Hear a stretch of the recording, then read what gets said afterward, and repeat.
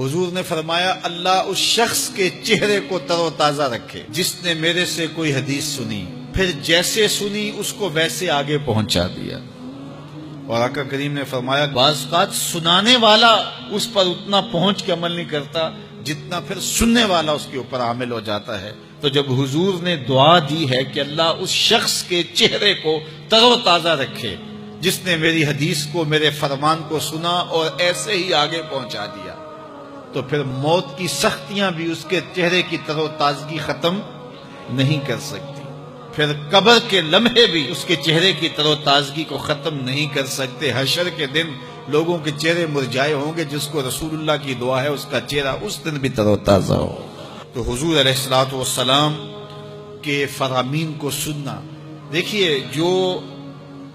تفصیلی علوم ہیں ان کو حاصل کرنا، سیکھنا، یہ ہر ایک کے لیے فرض نہیں ہے، لیکن جو ضروریات دین ہیں ان کو سیکھنا یہ فرض عین ہے، یہ ہر ایک کے اوپر فرض ہے۔ اگر کوئی نہیں سیکھتا تو وہ گناہگار ہے،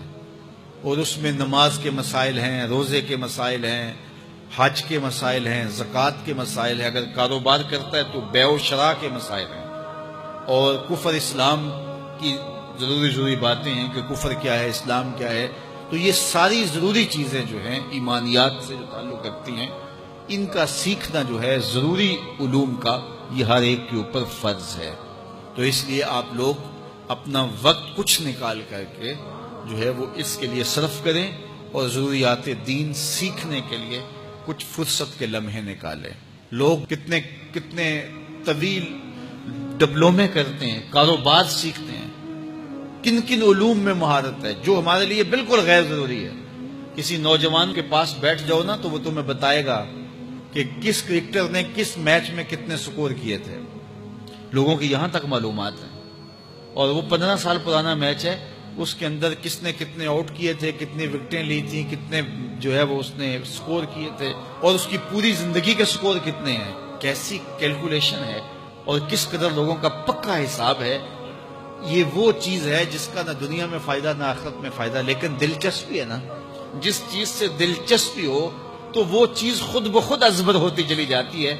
دلچسپیاں انسان کو جو ہے وہ کسی چیز کو یاد کرنے میں مدد دیتی۔ ایک عرب شیخ کہہ رہا تھا کہ ہم ماضی میں